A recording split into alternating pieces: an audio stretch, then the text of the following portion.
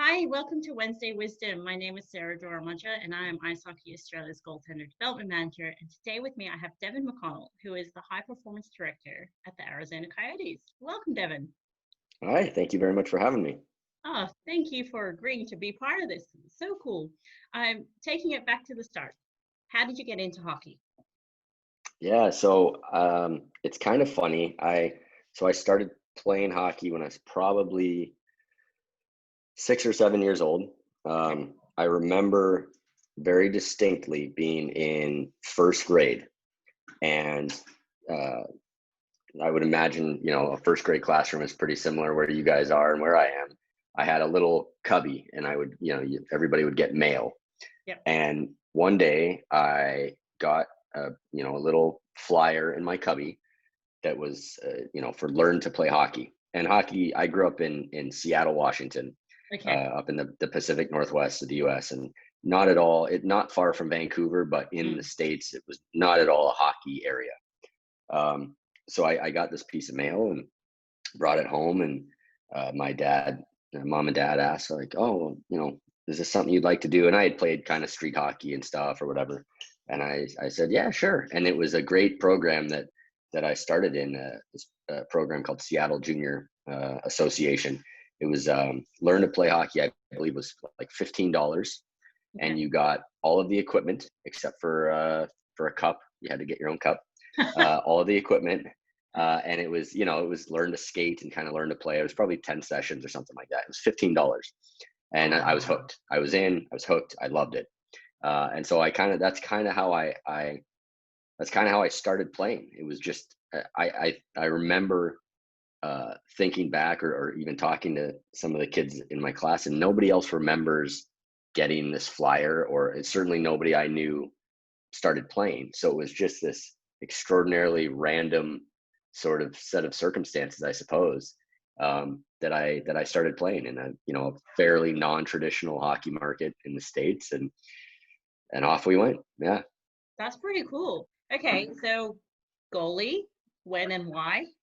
Yeah, so it wasn't too much longer. So I couldn't tell you the exact kind of uh, progression, but I do remember when I was really young, kind of at that starting age, my dad was volunteered to be a coach, Okay. and back then, at least, especially on kind of the rec level teams, there was no dedicated goalie, but the coach would have a set of goalie equipment, You and just rotate every through. player would say exactly every player would kind of rotate through, and so because it was my dad, we had the equipment at my house.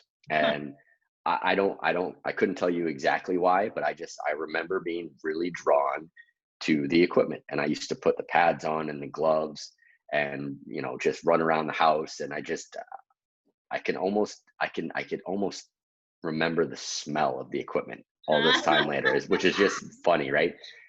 Just old leather and deer Yep. hair. Like this was, in I guess this would have been Like early 90s, early right? early 90s, early Yeah. 90s, yeah.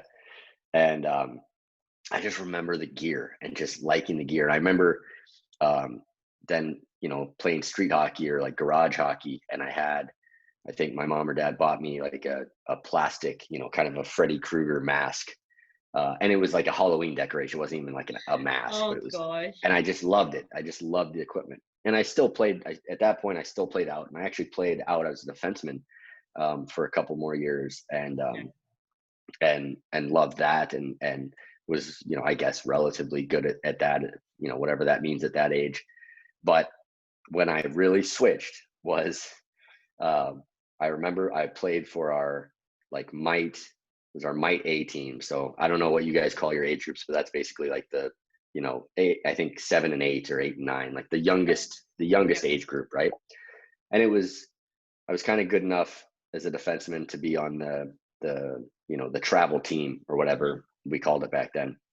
But we were at a tournament, and we had two goalies, and one of the goalies was sick, so his family took him home, Mhm. and our other goalie was playing, and he did not have a very good outing, and gave up a bunch of goals early, and we didn't have a backup goalie, so it's not like we could, change Right. goalies. But I remember he kind of freaked out, and he got into a fight and started like beating up another kid, Oh no. slashing him, and and the refs kicked him out. And we didn't have Wow. another goal. We didn't have a goalie. And so there was another kid on the team that occasionally would play, but Okay. he happened to be in the penalty box. So the coach said, "Hey, Okay. does anybody want to put the pads on?" And I was kind of just sitting there. I said, "Okay, Yeah, I'll do sure. it." And I put the pads on, and I recall getting a shutout. I don't know if that's true, but We'll just go with that. we'll go with it. And I just loved it. I loved it, and I practiced it a couple times, the rest of that season, and then so I remember that was going into the next age group for us is squirts, which I think is Mhm. like 9 and 10. And I decided, you know what? I like this better. I want to be goalie. I'm going to switch. And my parents were like, okay. And again, at the time, the association provided equipment for goalies. So there was Yeah. no additional Yeah. cost. So my parents had no idea what they were getting into. And so I switched to goalie, and I had a knack for it, and I just absolutely loved it. And then off we went, and I was a goalie ever since. Awesome. Okay, off you went. So then what happened? Like, well, was there high school hockey for you? Like, I know there was college hockey, and we can get into that as well. So what did Yeah. your goalie path look like? Yeah. So growing up in Seattle, Washington, there was no high school hockey. I know some parts of Right. the US have that. We had, basically we would play up to what we called midget AAA. It was kind of the highest level of amateur hockey, I guess. And so I played up through kind of midget AAA in the Seattle area, and then, the path for us was really to leave home and play junior hockey. Um, and I was, I'd been gung ho. I wanted to play junior hockey since I was, as soon as I knew. We had in Seattle, they have a Western Hockey League team, which is in the Canadian Hockey League, which is kind of Mhm. the premier major junior hockey league. So it was everybody's kind of dream to play for the Seattle Thunderbirds. And nobody ever from where I was at made it there. But um, a bunch of people I played with were good enough to go play junior hockey other places, junior A hockey in Canada or somewhere else in the US. And I kind of, I was able to get to that kind of point where I left home my senior year of high school. So Okay. I was probably 17, and I moved. In that case, I tried out in a couple of different places, and I'd spent a little bit of time here, and then got released, and a little bit of time there. But I ended up playing for a team across the state called the Spokane Braves, and they played. Okay. It was a junior team, and they played in the Canadian League, and I ended up playing there for parts of 2 years, and then I got traded, and I played for another junior team in Bozeman, Montana, and then Mhm. my last year of junior. So this is all going on now. I'm out of high school now. Yeah. Most of my contemporaries are either, they're either working or in trade school or they're in college, and I'm still playing, and I'm still playing junior hockey, and I'm just living the life and loving it. And now I'm 20 years old. That's my last year of junior, and my plan had been to earn a spot on a college team by then, and it Right. didn't happen. Okay. And so I'm going into kind of my last year of eligibility, and it's potentially the last year I get to play kind of quote unquote real competitive hockey, if I don't find somewhere else to play.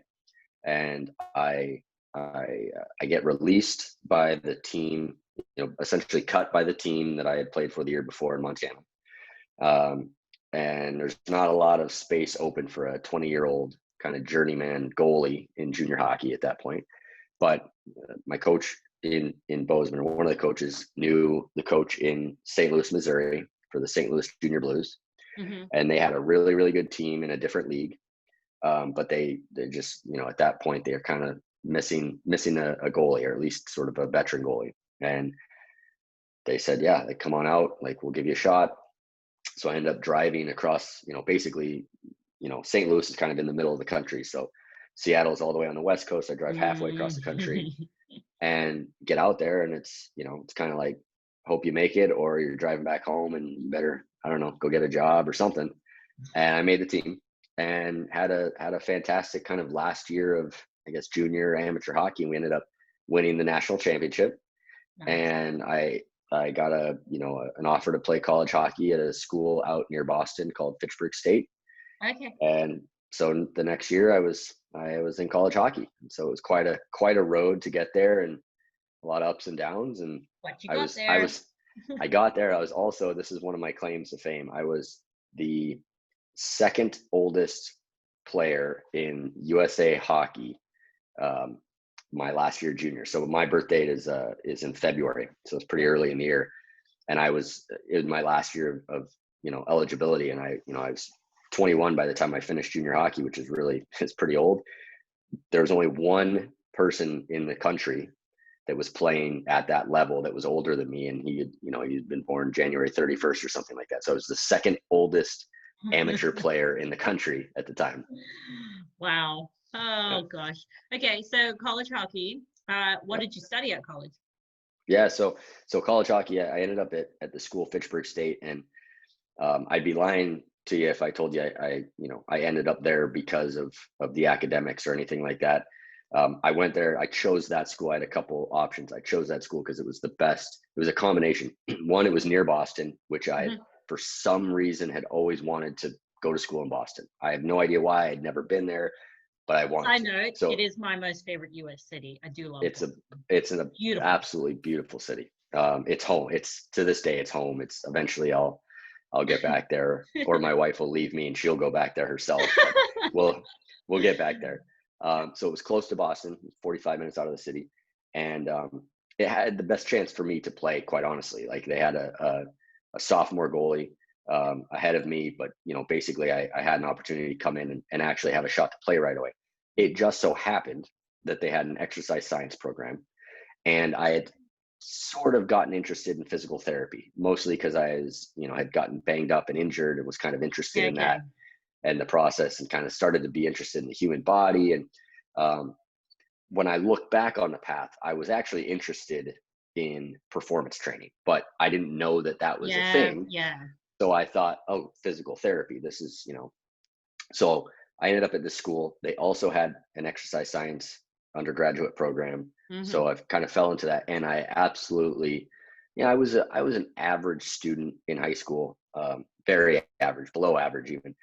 In college, a combination of being a little bit older, so I think I was a little bit more mature, but also falling into something that I became absolutely passionate about, completely changed me as a student into a, almost a 4.0 kind of straight A student, and just totally fell in love with it. So I ended up there by happenstance, but it happened to be the perfect situation academically, in a program that was in the Boston area, which is, kind of in the US, kind of a hotbed for strength and conditioning. And it had an exercise science program that was well respected. It was just a lot of fortuitous sort of circumstances. That's awesome. Okay, so then once you got your degree, then what happened? I know you went further education and whatnot, but did you end up working as well at the same time, or so we're Yeah. we're talking like actual career path now? Yeah. So it, again, kind of a funny way that it happened. So I was still playing, I was still competitive, I was still, still decent, and I wanted to continue to play. And so I'd actually earned a professional tryout and sort of an entry level contract with a minor league hockey team. Mm-hmm. So prior to that, I started getting involved in strength and conditioning, and really a very seminal moment for me professionally was um, getting an internship at a training center in the Boston area called Mike Boyle Strength and Conditioning. So anybody Wow, cool. anybody that kind of knows strength and conditioning and that area would know who Mike Boyle is. So he's in the Boston area. Again, I talk about fortuitous circumstances. He's 45 minutes away from me. And I earned a kind of an internship there. And that was probably after my third year, during or after my third year of college. That's where the light bulb really turned on, that like, okay, like This is what I want to do. it's Yeah. not physio. This is what I want to do. This is amazing. You can actually do this as a profession, which I kind of didn't really know until then. So fast forward, I'm involved in this sort of area, and I'm going down this path, and I have developed this mentorship with Mike Boyle, who to this day is a great friend, mentor, but I'm still playing. And so I graduate, and I still want to continue to play, and I earn this contract, and the team is in Texas, which is, again, halfway back across the country, another 3,000 miles. And so I go, I go to camp and I go start playing, and it doesn't work out. And it's just, there's two other guys there that are better than me. And I kind of have to decide at that point, do I want to, I could kind of chase it around and call around and find a place and maybe go here and see if I can catch on. And it's the minor leagues. It's not like you're making any real money. It's just, or I can say, okay, that's over. I gave it a shot, but I know what I want to do. Like, I know what my career is going to be. Time to move on. And so I'll never forget, I was literally driving back from Texas back to Boston, heading back to my at the time girlfriend's house, now wife. And the day I drove into the city, I get a call from Mike Boyle, and he says, "Hey, what are you doing? Did you end up go play, or did you get a job or a grad assistantship somewhere? What are you doing?" And I said, "Well, I went to try to go play, and it didn't work, and I think I'm all set, and it's time to kind of figure it out." And he said, "Okay, I know a guy that works at Stanford University, a colleague of mine. He's the director there, and he needs somebody right away, and it's way over your head, and you're not qualified at all. But he's in a pinch, and I gave him your name, and so you're going to get a phone call." I said, "Okay, Sure. sure, all right." And that day or the next day, sure enough, I get a phone call from a guy named Brandon Marcello, who at the time was the director of sports science or performance science, whatever, at Stanford. And basically, says, "Hey, this was a little bit into the college year now, so this might have been like November." Okay. So typically, my job at the time, strength and conditioning, those jobs are filled because the school year's already started, the sports have started, everybody's figured it out, and they're where they are. They had somebody sort of in the middle of it up and leave and just say, "You know what, I'm changing career paths, I'm out. Thank you, I'm leaving." So they were left with this hole. They needed someone. They needed somebody, and everybody that was really qualified kind of had a job. Yeah. So No one's again, very, very lucky. I end up, not being. It was way over my head. But thankfully, enough people saw some ability in me and figured that I could figure things out, and said, "Okay." And so sure enough, 2 weeks later, I'm living in California, and I'm working with the women's basketball team at Stanford University, and the men's women's volleyball teams. All three of them, really elite sort of, team. There were Olympians on the teams, and it was just kind of a wild setting. And that's kind of how I got my start in the field. All right, that's pretty cool. Things just somehow aligned and fell into place. Yeah. Okay, so then path to the NHL. How did those opportunities come about?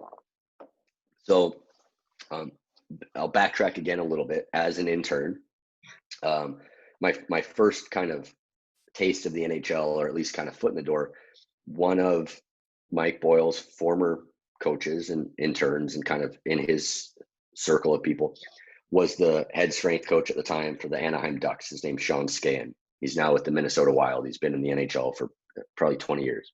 Wow. And he would bring in 2 interns every year to help out at development camp. So development camp, usually a week long, and all the drafted players and the young players. And he had an opportunity there, and to come in, and he, basically I actually interviewed him for school, and he offered me an opportunity to come out and do that. So during, the internship and still in school, I get to go out there and help out. And that's kind of my first, step into the NHL and, networking and all of that. And then I go back, and now I'm, the whole story. Now I'm working at Stanford University, Palo Alto, California. It's about a half an hour from San Jose. The San Jose Sharks are. San Jose Sharks head strength coach, Mike Potenza, also a Boyle person, disciple. Yeah. So I reach out to Mike, and we had met previously or talked previously, but I say, "Hey, I'm in the area. I live 15 minutes from the rink. If there's ever an opportunity to shadow and just, be around, let me know. I'd love to." He said, "What are you doing tomorrow morning?" I gotta be in at work at 9 or whatever. He's like, "Great. We're starting at 6. Come on down. I need some help, and we're training tomorrow." And it's like, okay. Sure. And so, basically, basically for I was at Stanford for about 3 years. And for most of those 3 years, any free moment I had, I was essentially, acting as the volunteer assistant strength coach with the San Jose Sharks for Mike Potenza. And I would be down there. And whenever I didn't have to be on campus at Stanford, I was basically down there. So that's kind of how I got sort of, I guess, a taste of the NHL and kind of got to know people and, kind of got into that circle a little bit. Yeah. But I wasn't working in hockey, and that was always the goal. The goal was always to get to the NHL, but I wasn't even in college hockey. So an opportunity arose to move back to Massachusetts to work at a school called UMass Lowell, which is also 45 minutes outside of Boston. And again, Boston, at this point, I'm married. My wife, she's from the Boston area. Boston is, essentially my home at this point. And it's hockey, and it's really good hockey. It's also an opportunity to kind of start things from scratch, from a training standpoint. That the team had never had a full-time strength coach, and it was all very new, and it was a brand new head coach. And so he was putting together his staff, and they were going to do a whole new thing, and you're going to get to build a new weight room. And it was just a marvelous opportunity. And so I jumped at it and was fortunate enough to be hired there. And so off we went back across the country, back to the Boston area, where I took over at UMass Lowell, and I was at Lowell for about 9 years before I got the opportunity to go to the New Jersey Devils in the National Hockey League. So cool. Okay, so then let's jump to the Devils. So, Director of Performance Science and Reconditioning Coach, which sounds very, very fancy. What was your role? It does sound fancy. It was anything and everything I can do to help, honestly. What it was specifically, it was kind of 3 different hats. Director of Performance Science, oversee all of the technology and sports science application that we had access to. So any of the tools and technology. So, whether it be kind of GPS, like, on ice tracking, heart rate tracking, things like force plates and some of the technology we had in the weight room. I like to draw anything that had a battery. All the toys. I was in charge of and figuring out how to implement those within the bigger training scheme. So that's one hat. Hat number 2 is essentially assistant strength coach. So I helped, develop our program and helped work with our athletes on a day-to-day basis, and really assisted our head strength coach, Joe Lawrence, who's a fantastic coach. He's been in New Jersey for, I think this is year 5 or 6. Okay. And to go back, that initial opportunity with the Anaheim Ducks and Sean Skane, the development camp internship, well, the other intern was Joe Lawrence. Oh gosh. So 10 years, 12 years later, we're working together. So cool. Assistant, him and I on the floor every day working with all our athletes. And then the third piece, the reconditioning piece, was really, I was sort of the liaison between sports med and S&C, and really kind of on ice for whenever players were injured. Once they were sort of cleared by, the rehab guys, or at least working collaboratively to get them reconditioned, return to play back on the ice. So I really had, like, anytime a guy it could have been, if a player was out for 2 days, it could have been, 2 months. I really kind of was able to, that guy was going to be with me, and we were going to figure that out together and work through that. So that was sort of what those, and then I guess maybe a fourth hat was really kind of working with our VP of player health and wellness to kind of, and his was a new position as well, but to create and develop sort of the overall vision for the department. So a lot of the moving pieces, the day-to-day was really kind of, running the technology, helping guys on the floor in the gym. And if we had an injured player at that point, kind of hands-on with that guy. It sounds like there's a good, I guess, number of staff in different sort of areas, and you all work together for, let's get people fit and healthy and back on the ice. So that sounds good. No, New Jersey had just an unbelievable setup, and every practitioner there was just absolutely elite and top notch and really good people. So we had, everybody had a niche, but we all were able to speak the same language and kind of came from the Yeah. same, philosophy and background. And so it was a great place to work. It was unbelievable. And because you didn't move enough, now you've landed yourself in Arizona. Yes. And so, yeah, so I was in New Jersey for, really kind of just over a year. And the plan was by no means to leave. I loved it there. My family loved it there. The job was great. The area was great. It was, just outside New York City. See the city every day when I drove into work. It was fantastic. But, my professional goal had always been to kind of lead the department and kind of Yeah, oversee right. everything and kind of run things, and that's not what my role was in New Jersey. And I knew going there, and my boss knew that going there. We had great discussions going in, and he was really and continues to be a mentor to me from this. My goal was to get to essentially what my role is now, and just really be able to kind of develop my own entire department and really Mm. kind of run that and operate that. And so this opportunity arose, kind of out of nowhere. Again, fortuitous and connections and goalie connections. Um, and it was something I had to jump at. So the goalie connection is my goalie coach in college, or one of Mm. them. This guy named Brian DeCord, Oh who gosh. you may Okay. be familiar with. Yep. So Dak, and one of his actually one of his coaches, John Corrado, was my goalie coach growing up, and then he worked for Dak, and so I got to know Dak, and so Dak and I've known each other for a decade or so. Well, Brian DeCord takes a job with the Arizona Coyotes as the director of goaltending and the special assistant to the AD. Yep. And in one of his first responsibilities, first roles, is to conduct a search for this high performance director. So Dak Did knows my they already history. have a high performance director, or was it position? Okay, so it's been It's a created. brand new, yeah, Okay. brand new position. Exactly, brand new position. So Dak, puts a list together, and I end up kind of a piece of that puzzle, and um, here we are. Here So you are. yeah. Well, what's been the hardest thing so far? Just the change in climate? Well, I mean, is it similar to Texas? I don't really know. What's it like? Yeah, it's the climate is a big change. It's, we had a big snowstorm back east a few days ago, a foot of snow. Um, I went hiking in the desert the other day and had to put on sunscreen, so it's very different here. Yeah, so the climate's been very different, for sure. The role there's some similarities, there's some differences.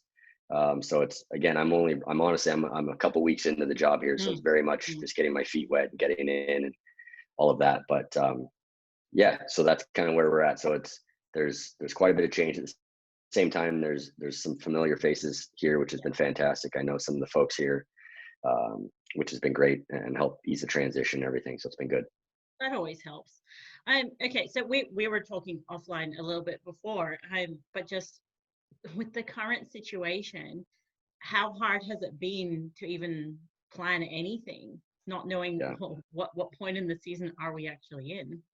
Yeah, it's been super challenging. Like we said earlier, in New Jersey, I mean, we ended up developing sort of a double off-season training program where we basically ran through all of the cycles of sort of preparation and development that we would, and we did it twice just because the timeline, that the finish line kept getting extended. And early on, it was super difficult because, I mean, very early on when we first got sort of shut down, I mean, we didn't even know we were in New Jersey. We were on the bubble of being in the playoffs. We didn't know if they were going to expand the playoff pool and we're playing, or if, essentially we were out, which is what happened. So, I mean, we were like day by day trying to figure out, and our players are sitting in apartments. They don't have equipment. And it was crazy. But yeah, even right now, like we're still sort of waiting for confirmation around when the start of the season is, because, we're going to structure things a certain way X number of weeks out when we know when training camp starts and when the season starts. and training camp's going to be shorter than normal. So how does that change how we prepare the players, and what do they need to do? And so there's just all of these moving pieces to the equation that, not just us, nobody's ever dealt with. It's Right. so everybody's going through this and trying to figure out what's the best way to do it. And the challenge has been um, entertaining, to say the least. There's something new every day. I can tell you that much. Yeah. Yeah. Well, I think during this whole year, I think it sparked a lot of creativity in people too. Like, okay, well, if I can't physically go to the gym or to my team environment, what do I do? Yeah. So has that, well, I'm sure that's been the case for you guys as well. So if you've got guys that are sitting in their apartments and they've got no equipment, how's that being managed? Yeah. No, it's for us, it was very much and has been a very much sort of an N of one question, because every situation's a little bit different. We had, especially early on, we had players that like literally were not allowed to leave their apartment. Mm, And we had mm, players that, okay, you can go outside to a park. Okay. So what can we do outside versus what do we have to do in the, apartment? I think the general advice, everybody being in different situations, is to create habits around doing something every day, right? So at minimal, not letting, we stress to our players, like, don't let yourself fall into, the pandemic blues, where it's like you just kind of post start up on the getting couch, complacent and stuff, and then complacent, yeah, and just right. if you can go out, if you can at least go outside and Do do something, something, do some something. sprints, if you can't go outside and you're in your apartment, you're in your room, you're stuck there, at least, hey, let's figure out a way to do some body weight squats and some Right. plyometrics and some, push-ups, and, what can we do? But at least if we're doing something, we can keep the train rolling a little bit. If you just stop, it's so easy with everything that's going on. It's so easy to just, you know, to miss one day, Reverse everything even. and one day turns into 3 days, and all of a sudden it's been 2 weeks, and now you really are in a Now you're hole, behind. and you Yeah. don't really have a way to get out of it. Where at least if we can just, hey, get up, just go, give me 15 minutes, give me half an hour. Some days you're going to feel great. We're going to do an hour of stuff. Some days you're not, but can you break a sweat? Like, keep it going. So at least early on, that was really what we tried to stress, and what we tried to build around was, what, how do we at least just keep moving, keep the momentum going a little bit. Yeah. Now, well, hopefully things do go to plan at some point. And then yeah, it all comes together. Okay, something that I do want to touch on. Well, this is more for our audience here. So for younger goalies, perhaps even goalie coaches as well. Do you have any tips or recommendations specifically for goalies? Yeah. What sort of things should they be including in their warm-up routine and for their recovery? So post game, post train, what are sort of things that they should be doing for goalies?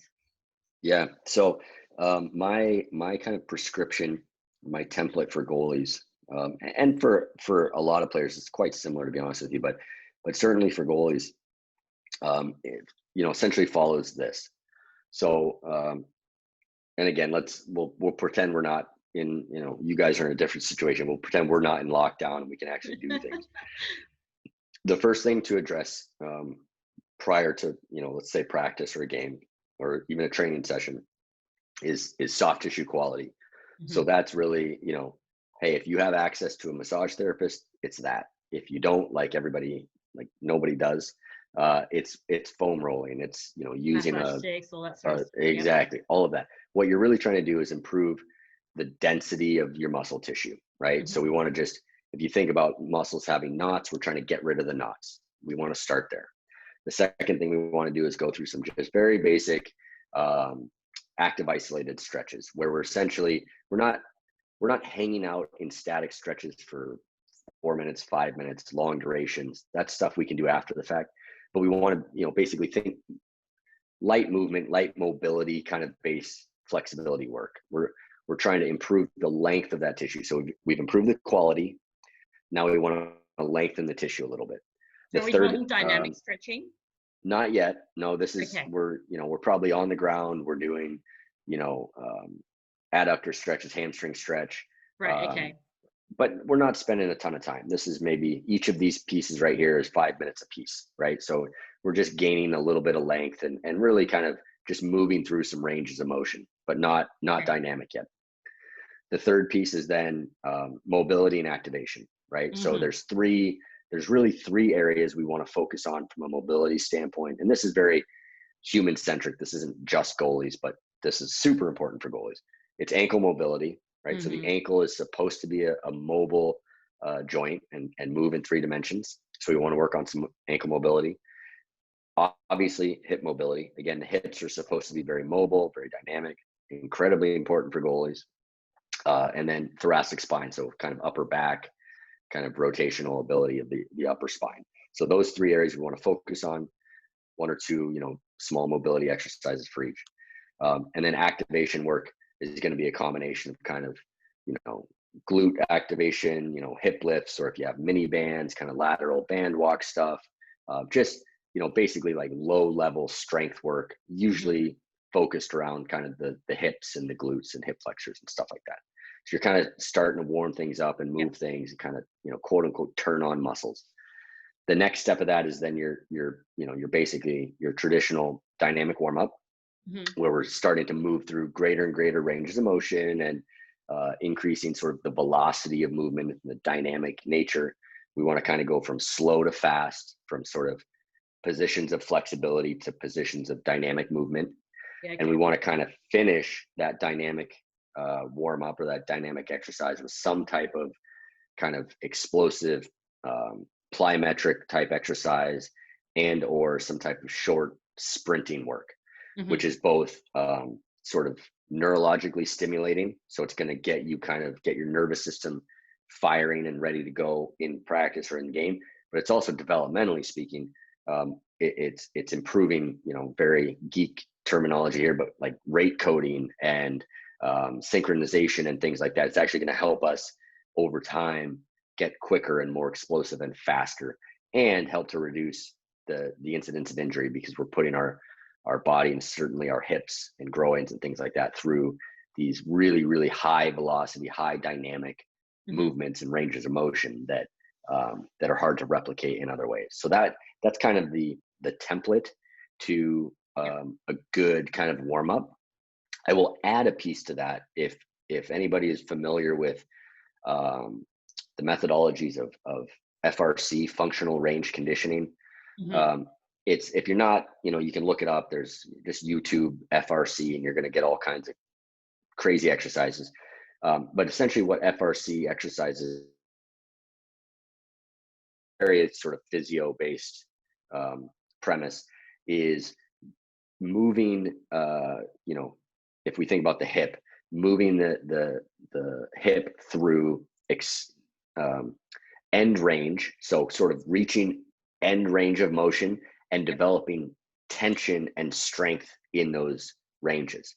It's hard to describe in speaking, but if anybody again watches some of Yes. these videos, you're going to understand what I'm saying. Yeah, I do then. And this is really important, especially for goalies, because if you think about where injuries often happen for goalies Mm. is, player comes down or it's a 2-on-1 and you slide across the crease and you have to go into a really, into the splits or into an awkward, extended position, and your hips and your knees and everything is in a very precarious position and you're fine.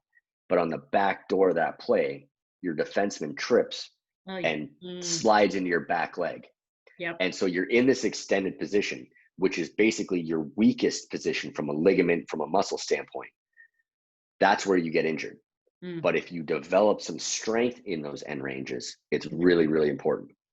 So those types of exercises can be placed in that activation mobility area Mm. in the dynamic warm up. So that would be the template to a good, in my mind, a good sort of warm up. Mm-hmm. From a cool down standpoint, I think it's relatively simple. If you want to get really nitpicky, I think you can think about the type of stress that particular session was and try to match the right recovery modality, such as hot tub, cold tub, compression, Mm-hmm. parasympathetic activation with diaphragmatic breathing, You can get really kind of like, okay, this session was like this was like that. If you want to take the shotgun approach, which is quite frankly probably the best way to do it in my opinion, you want to do something initially to basically get muscle tissue that's compressed and tight and used from training and from being on the ice, and get it back to neutral. So we're going to basically reverse engineer our warm up. We're going to foam roll, and we're going to now more of a longer static stretch kind of component, where maybe we're holding stretches for 30 seconds to a minute, not at a really high intensity. We call them comfort stretches. It shouldn't be, you're not diving into like a 7 out of 10, 8 out of 10 on the pain scale. You're at like a 4 out of 10. You're breathing, and the diaphragmatic breathing helps to slow your nervous system, bring everything back down to neutral, allows you to gain length in your muscle tissue, right? And then the last component, if you have access to things like cold tubs, can be beneficial at different points of the season or points of training to help to modulate inflammation and speed up the recovery process for the next day, which may or may not be beneficial. If you're in the off season, you might not actually want to be doing cold tubs or cryotherapy, because you actually want the body to go through that process. So again, getting into the weeds a little bit, but those are some of the kind of nuts and bolts of what, to me, a good kind of recovery regeneration. And then obviously recovery nutrition is super important. So getting a carbohydrate and protein, usually beverage, within 30 minutes, an hour after training, is a big piece of the puzzle as well. Yeah. Oh, it sounds so cool. Well, especially when you have all the toys that you can access and play around with to help with that. But yeah, absolutely. Everyone, even at the recreation levels, these are things that they can do themselves. So to finish on that, I really like this. Thank you. If I guess it's the geeky stuff for the non-geeks. I really like how it was written. So if anyone is interested in more of the nerdy sort of things, so a practical approach to applied sports science for athletic development, it's called Intent. This is why it's there, guys. I recommend it. Get a copy of it, and just, I know even here at our highest level, it's not like we're in the gym every day. Like we don't have access to all the fun and games and all the tools and things like that. But there are things in there that I think if people did want to go and do more with their coaching, at least there is literally the options of pen and paper. Here's what you can do. So I think people can get a lot out of that. So I liked it. Thank you for putting it together. Well, I appreciate that. It's quite flattering for a PhD in sports science to feel like there's benefit to it. The goal of the book, between me and my co-author, quite frankly, was to be able to take sports science concepts and, like you said, sort of speak to it in general and kind of layman's terms, and explain. Hopefully explain away a little bit of the kind of mystique around some of these concepts, and also provide some ways to engage in this stuff that, hey, if you have an unlimited budget, here's your option. But if you don't, here's how you can do something similar on, like you said, pen and paper, which is where, that part of my journey, like that's where I started with sports science. And it was literally, tracking stuff in pen and paper and recording stuff. And and that's exactly what we tried to when we didn't have do apps and things making it easier. Yes. Exactly. Those were the days. Okay, thank you so much for your time today. There is a lot to take away from that, and I think I'm going to have to re-watch it and take some pointers for myself as well. Wishing you all the best. Hopefully the season is back up and running, things somewhat back to normal. We'll see how it goes, but yeah, all the best for the future, and thanks again. Thank you very much. This has been a pleasure. I appreciate it.